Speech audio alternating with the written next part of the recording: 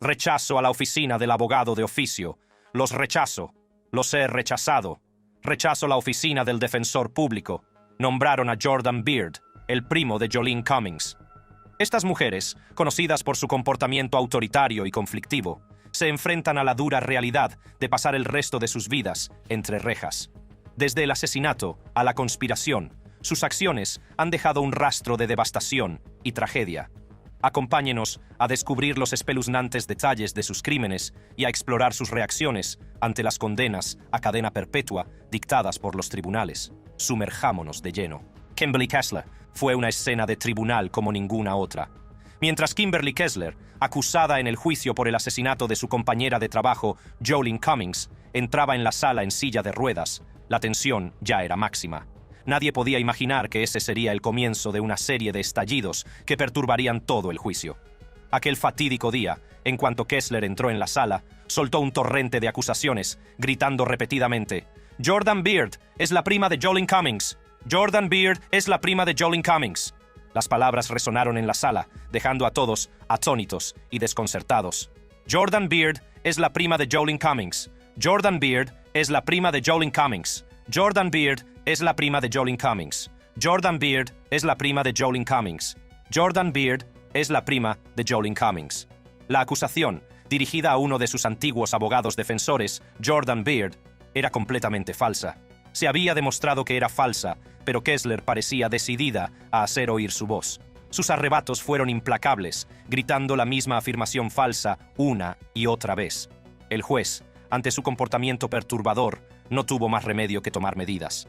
Los repetidos arrebatos de Kessler no solo estaban provocando el caos en la sala, sino que también ponían en peligro la integridad del juicio. El juez tomó la difícil decisión de obligar a Kessler a abandonar la sala, apartándola de la presencia inmediata del jurado. «Quiero deshacerme de la oficina del abogado de oficio». Sí, exactamente. Jordan Beard es el sobrino de Jolene. Jordan Beard es el primo de Jolene.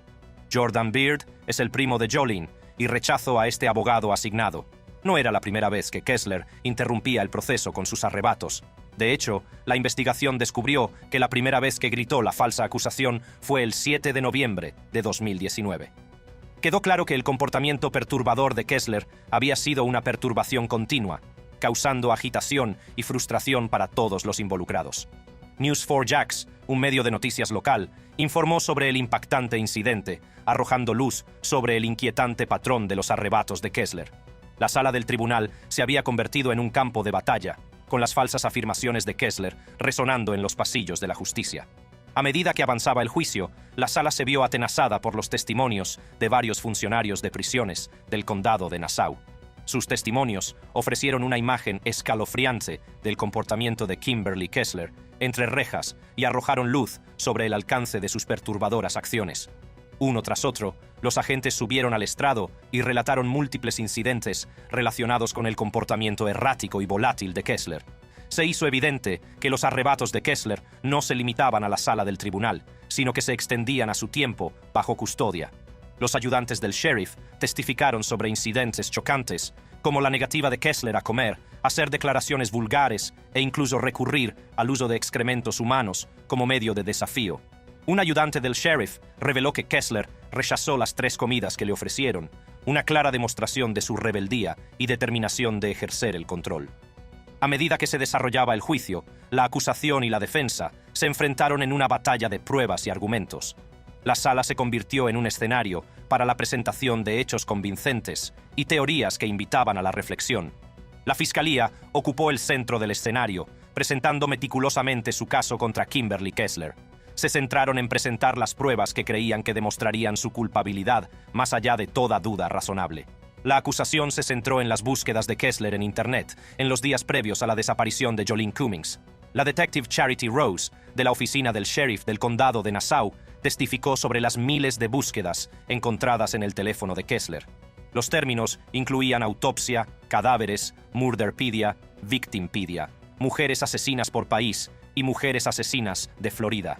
Estas escalofriantes búsquedas pintaron un cuadro inquietante de la mentalidad de Kessler y sus posibles motivos.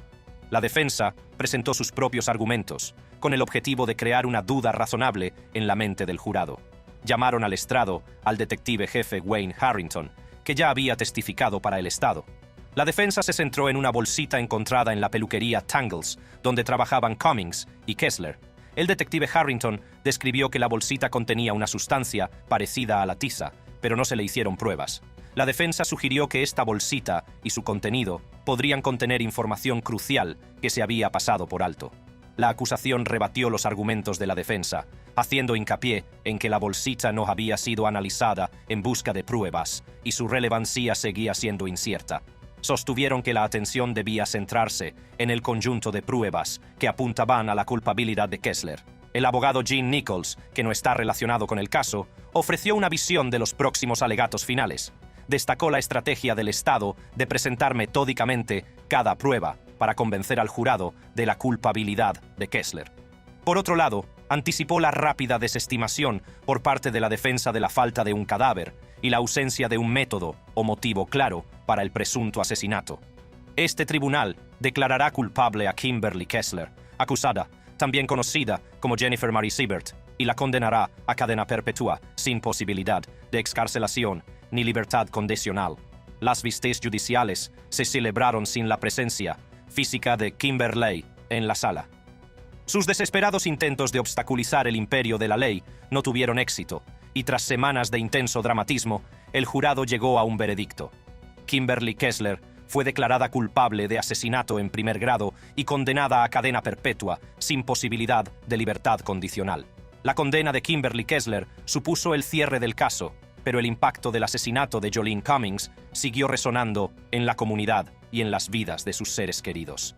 La familia de Jolene, que había soportado meses de incertidumbre y angustia, se enfrentaba ahora a la desalentadora tarea de reconstruir sus vidas sin ella.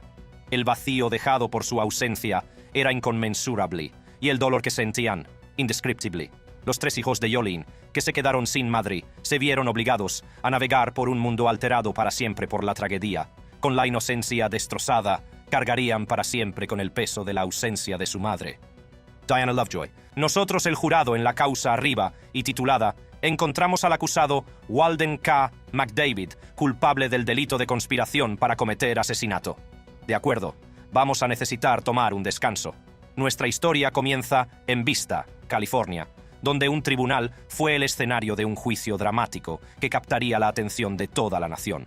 La acusada, Diana Lovejoy, estaba acusada de orquestar un plan fallido de asesinato a sueldo contra su propio marido. Junto a ella estaba su instructor de armas de fuego, Weldon McDavid Jr., que desempeñó un papel crucial en este siniestro plan. Lovejoy y McDavid fueron condenados por separado por cargos que incluían conspiración para cometer asesinato e intento de asesinato. El veredicto del jurado causó conmoción en la sala, pero lo que ocurrió a continuación dejó a todos boquiabiertos. Cuando se anunció el veredicto de culpabilidad, Diana Lovejoy se derrumbó en la sala.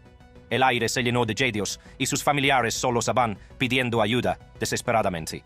El juez, Sim von Kalinowski, desaloyó rápidamente la sala para asegurarse de que Lovejoy recibía atención médica inmediata. Un reportero de televisión que estaba presente en el lugar de los hechos describió a la acusada como sobrecogida por el shock. Fue un momento que nadie podía prever y que añadió un nuevo dramatismo a un juicio ya de por sí sensacional. Pero demos un paso atrás y comprendamos los acontecimientos que condujeron a este impactante colapso.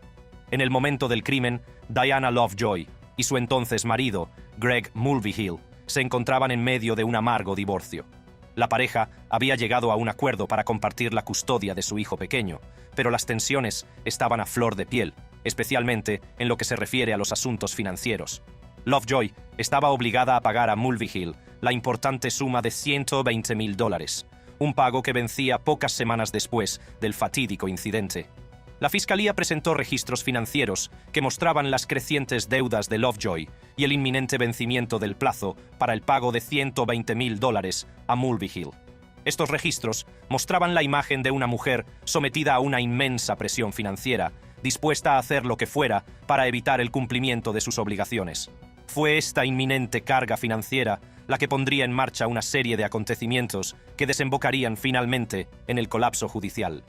La acusación argumentó que Lovejoy, movida por el deseo de evitar compartir la custodia y pagar la cantidad acordada, conspiró con su instructor de armas de fuego, Weldon McDavid Jr., para llevar a cabo un complot de asesinato a sueldo. La defensa, por su parte, sostuvo que las acciones de McDavid no fueron premeditadas y que solo pretendía asustar a Mulvihill. Hice 6 disparos al aire y una vez que empezaron a correr, cesé el fuego. A los marines se les enseña que si quieren matar a alguien, 2 al centro como máximo y 1 a la cabeza. McDavid, un exmarín e instructor de la escuela de infantería, subió al estrado y describió los acontecimientos que condujeron al tiroteo. Afirmó que Lovejoy se le había acercado con la idea de asustar a Mulvihill, pero que nunca tuvo la intención de llevar a cabo un asesinato por encargo. McDavid mantuvo que simplemente trataba de apagar la luz, sin intención de causar ningún daño corporal. Corrimos en otra dirección, lejos de los disparos. El pistolero, colocando al francotirador en posición, dispara de 6 a 7 balas más. La defensa argumentó que la experiencia de McDavid, como instructor de armas de fuego, le convertía en un testigo fiable. Hicieron hincapié en que si hubiera querido matar a Mulvihill, podría haberlo hecho fácilmente. En cambio, alegaron que el tiroteo fue el resultado de un malentendido o un error de juicio por parte de McDavid. Sin embargo, el testimonio de McDavid no convenció al jurado. Les parecieron más convincentes las pruebas presentadas por la acusación, incluido el testimonio de la tía de Lovejoy. Reveló que Lovejoy le había preguntado si conocía a alguien que pudiera asustar o matar a su marido un año antes del tiroteo. El jurado concluyó que Lovejoy y McDavid habían conspirado para llevar a cabo un asesinato por encargo, siendo McDavid quien apretó el gatillo. Tras conocerse el veredicto de culpabilidad, la sala quedó conmocionada. Lovejoy se derrumbó y McDavid, abrumado por la emoción, se puso la cabeza entre las manos y lloró. La sentencia para ambos acusados está prevista para el 12 de diciembre, cuando se enfrentarán a las consecuencias de sus actos. Darla Jackson. Era un día soleado, el 28 de mayo de 2015, cuando se produjo la tragedia en la carretera interestatal 5 en dirección norte, cerca de la calle E, en Chula Vista. Zachary Buob, contramaestre de la Marina de los Estados Unidos, de 39 años, y un apasionado de las motocicletas y las motos de cross, estaba disfrutando de un paseo en su motocicleta Ducati, de color rojo vibrante. No sabía que ese sería su último paseo. Mientras Buob maniobraba con su motocicleta en el carril rápido, los testigos declararon más tarde que un Nissan Altima, conducido por Darla Jackson, una mujer de 27 años, aceleró de repente y le cortó el paso. En una maniobra peligrosa y temeraria, Jackson se desvió hacia el arcén izquierdo de la autopista para realizar esta agresiva maniobra. La tensión en la carretera fue aumentando rápidamente. Testigos presenciales informaron de que Buob, comprensiblemente frustrada por la peligrosa conducción de Jackson, reaccionó, dando una patada a la puerta del lado del pasajero de su coche. En una fracción de segundo, un momento de ira y frustración tendría consecuencias de largo alcance. Buob huyó rápidamente, con la esperanza de poner distancia entre él y la escalada de la confrontación. Pero Jackson, alimentado por la ira y el deseo de venganza, decidió perseguir a Buob. Su intención inicial era obtener su número de matrícula, pero lo que siguió cambiaría para siempre las vidas de todos los implicados. Mientras los dos vehículos corrían por la autopista, con la adrenalina corriendo por sus venas, se desencadenó la tragedia. En un horrible giro de los acontecimientos, la persecución de Jackson terminó en una colisión devastadora. Su coche chocó con la moto de Buob, lo que provocó una colisión que resultaría fatal. Los fiscales argumentaron más tarde que no se trataba solo de un trágico accidente, sino de un caso mortal de furia al volante. Las consecuencias de un fallo de juicio momentáneo y de una ira descontrolada habían provocado la pérdida de un dedicado miembro del servicio y de un querido miembro de la comunidad.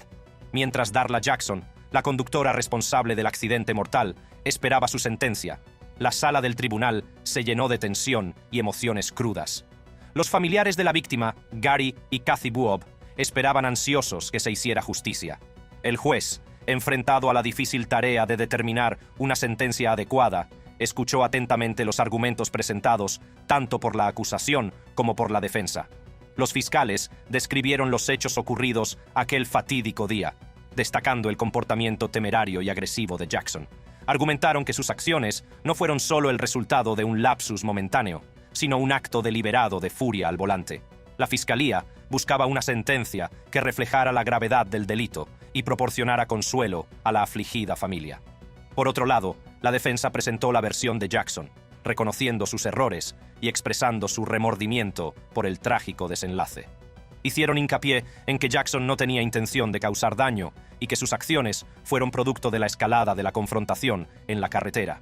La defensa pidió clemencia, destacando la falta de antecedentes penales de Jackson y su voluntad de asumir la responsabilidad de sus actos.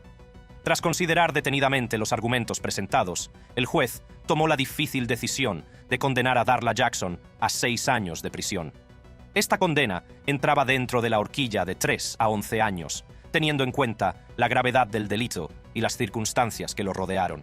El juez explicó que aunque las acciones de Jackson fueron sin duda imprudentes y provocaron una trágica pérdida de vidas, era importante tener en cuenta todos los factores, incluida su falta de antecedentes penales. Cuando se pronunció el veredicto, la sala se llenó de una mezcla de emociones. Darla Jackson, al conocer su destino, rompió a llorar, gritando «¡No, no! ¡Oh Dios! ¡No! ¡Oh Dios, no!», mientras era escoltada fuera de la sala. El peso de sus acciones y las consecuencias a las que ahora se enfrentaba eran abrumadoras. La familia de la víctima, Gary y Kathy Buob, expresaron su decepción por el veredicto. Gary Buob, visiblemente frustrado, creía que la sentencia no reflejaba adecuadamente la gravedad del delito. Lo comparó con otros casos. Si tiras a un perro por la ventana, te caen 11 años de cárcel. Si apuñalas a un bombero en el hombro, no lo matas, solo lo apuñalas. Te caen 9 años de cárcel. Pero atropellas a un militar en moto y te caen 6 años. En mi opinión, no se hizo justicia en toda su extensión. El impacto del veredicto no solo lo sintió la familia de la víctima, sino también la propia Darla Jackson. A lo largo del proceso, Jackson suspiró profundamente y lloró mientras escuchaba a la familia de la víctima hablar ante el tribunal. Tuvo la oportunidad de dirigirse al tribunal, donde proclamó entre lágrimas: «No soy la persona que han hecho pasar por mí. Ese día cometí errores y asumo toda la responsabilidad por ellos», suplicó a la familia de Buob. «Por favor, créanme cuando les digo que no era mi intención hacer daño a su ser querido. Acepten mis más sinceras disculpas». La sentencia marcó el final de una batalla legal, pero para la familia de la víctima, el dolor y la pena continuaron. Gary y Kathy Buob, padres del difunto Zachary Buob, tuvieron que lidiar con la pérdida de su querido hijo. El vacío que dejaba atrás de sí era inconmensurable y sus vidas nunca volverían a ser las mismas. Tras la sentencia, la familia Buob encontró consuelo en el apoyo que recibió de la comunidad, de grupos de motoristas y de la Navy SEAL Foundation. Las muestras de amor y compasión les ayudaron a superar los días más oscuros de sus vidas. Kathy Buob expresó con lágrimas en los ojos su gratitud. «Nunca volveremos a verle, pero estamos agradecidos por el apoyo que hemos recibido. Significa mucho para nosotros». El impacto de este trágico incidente se extendió más allá de la familia inmediata. La hermana de Buob, que compartía un estrecho vínculo con él, habló con los periodistas a la salida del juzgado, con la voz llena de dolor. Describió a su hermano como su hermano mayor, su protector y alguien que le había enseñado tanto. Entre lágrimas, dijo: «Se ha ido y le echo de menos». El dolor de perder a un ser querido de una forma tan absurda es una carga que pesará para siempre en los corazones de los que quedan atrás. En cuanto a Darla Jackson, la conductora responsable del accidente mortal, su vida dio un giro drástico. Con una condena de 6 años de prisión por delante, se vio obligada a afrontar las consecuencias de sus actos. Las lágrimas de Jackson en la sala del tribunal eran un testimonio del peso de su culpa y de la conciencia de que sus decisiones habían alterado irrevocablemente la vida de otras personas. Sahara Tabriz Fakhir era una tranquila noche de verano del 19 de junio de 2013 en el apacible barrio de Chattahoochee Drive, en el condado de Douglas. Poco sabía nadie que esa noche cambiaría para siempre la vida de los implicados. Jerry Wheeler, un pilar de 66 años de la comunidad del condado de Douglas, seguía con su rutina habitual. Estaba en casa, preparando inocentemente la cena, sin ser consciente del peligro que acechaba justo al otro lado de su puerta. Mientras tanto, su hijo, un dedicado ayudante de la oficina del sheriff del condado de Douglas, había estado trabajando diligentemente para entregar órdenes de libertad condicional a una mujer llamada Sahara Fakhir. 2 meses antes de aquella fatídica noche, el ayudante había intentado llevar a Fakhir ante la justicia, pero no sabía que sus acciones tendrían consecuencias devastadoras para su propia familia. A medida que avanzaba la noche, las tensiones iban en aumento. Fakhir, que tenía un pasado problemático y un historial de conducta delictiva, había estado evadiendo la ley. La insistencia del ayudante del sheriff en cumplir las órdenes de detención, sin duda, la había enfadado, preparando el terreno para un trágico encuentro. Sin que Jerry Wheeler lo supiera, su vida estaba a punto de ser brutalmente truncada. Fakir, impulsada por una combinación de ira, desesperación y deseo de eludir la captura, se dirigió a su casa.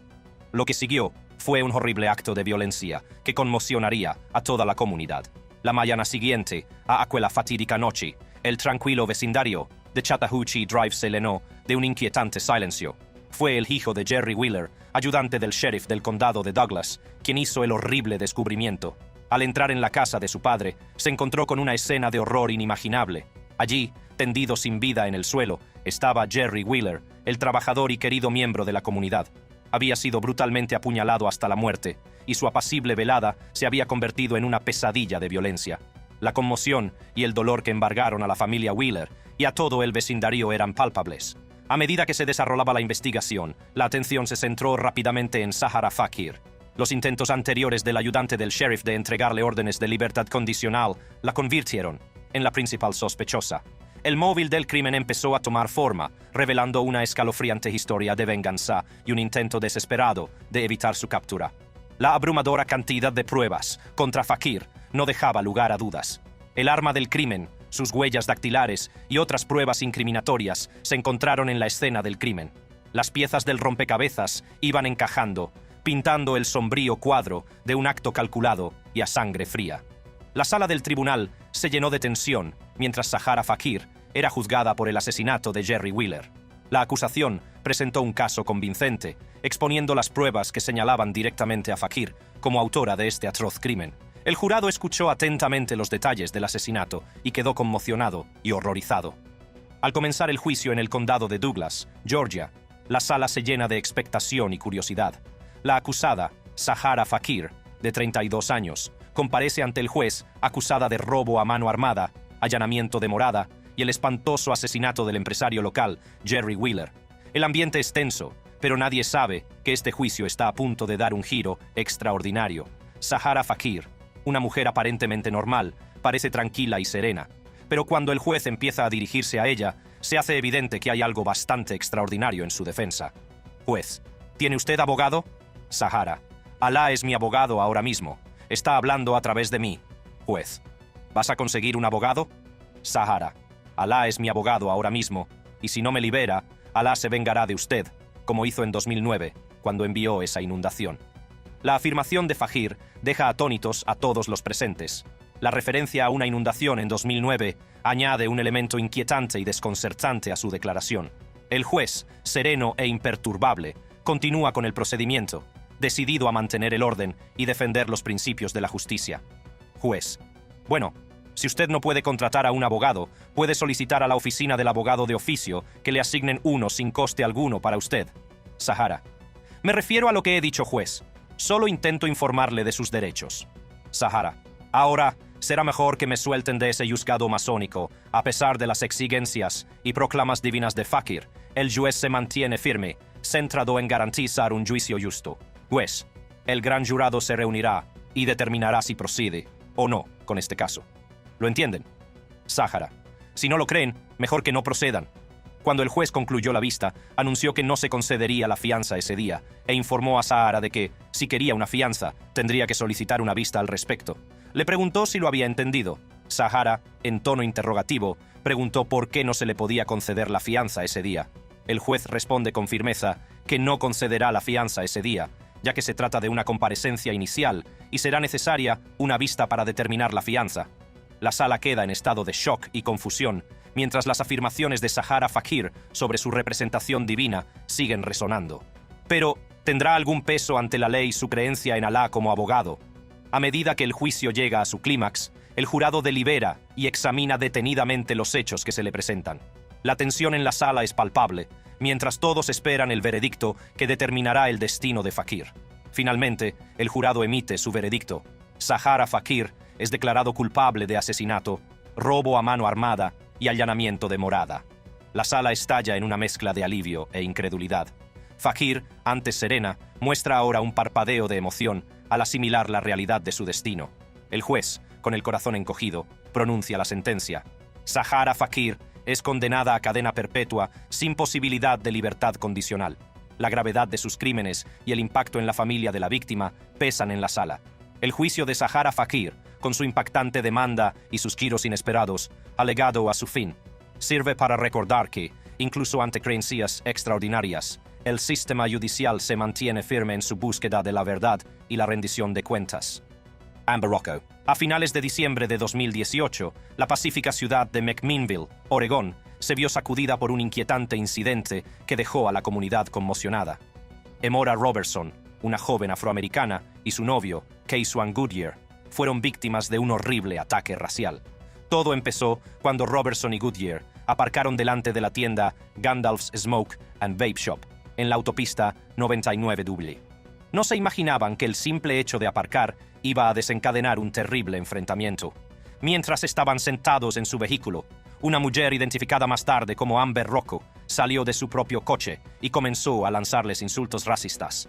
Las vitriólicas palabras de Rocco estaban impregnadas de odio, ya que utilizó repetidamente la palabra con N para degradar y menospreciar a Robertson y Goodyear. La situación se agravó rápidamente cuando Rocco blandió un cuchillo, sosteniéndolo amenazadoramente en su mano derecha. La hoja apuntaba directamente a Goodyear, que sintió que su vida corría peligro inminente. En un intento desesperado por protegerse y reunir pruebas, Robertson utilizó su teléfono móvil para grabar el impactante encuentro. El vídeo captó el comportamiento agresivo de Rocco, sus insultos racistas y el cuchillo que empuñaba con mala intención. En unos instantes, el vídeo se compartió en las redes sociales, propagándose rápidamente como un reguero de pólvora y captando la atención de todo el país. Se puede ver a la mujer de la cámara empuñando un cuchillo y gritando la palabra con N a una familia negra durante la disputa en el aparcamiento. El vídeo no solo fue un escalofriante testimonio del odio racial que sigue existiendo en nuestra sociedad, sino que también sirvió de catalizador para una rápida actuación de las autoridades. Robertson no perdió el tiempo y se puso en contacto con la policía de McMinnville, que rápidamente inició una investigación sobre el incidente.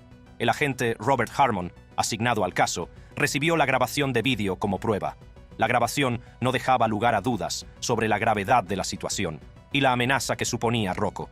La policía no perdió tiempo en identificar y detener al autor.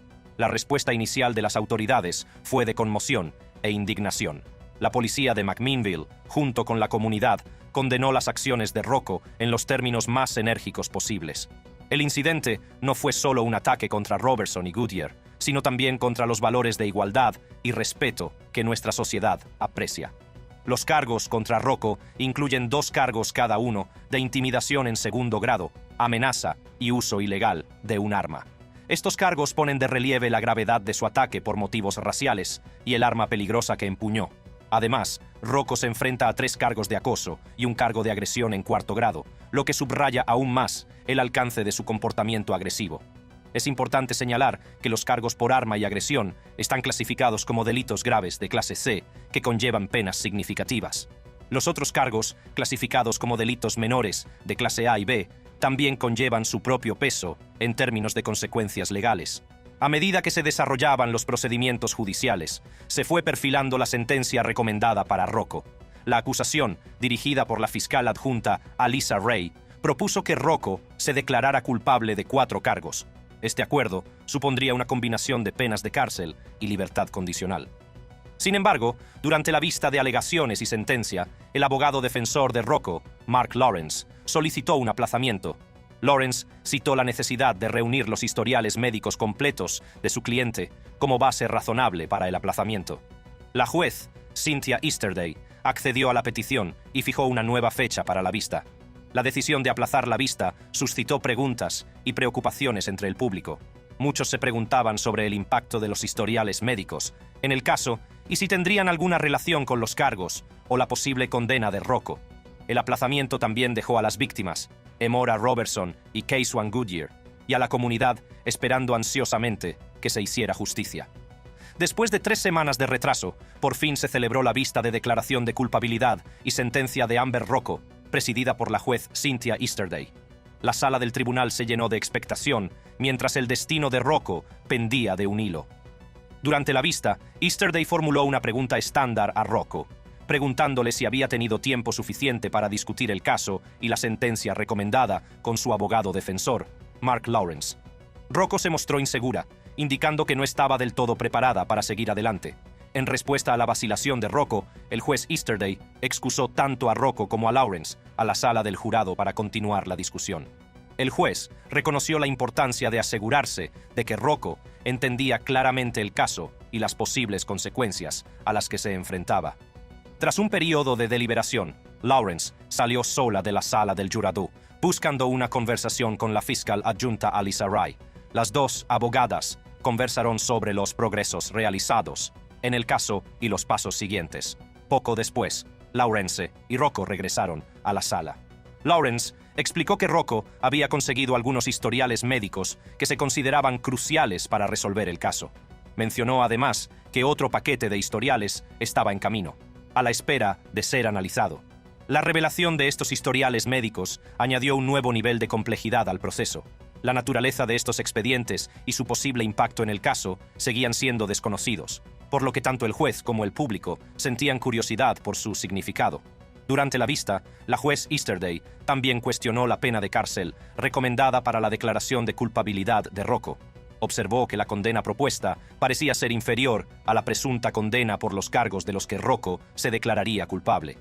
Esta discrepancia llamó la atención y provocó un nuevo examen del caso. La investigación del juez sobre la pena de cárcel recomendada puso de relieve la necesidad de transparencia y claridad en el proceso judicial.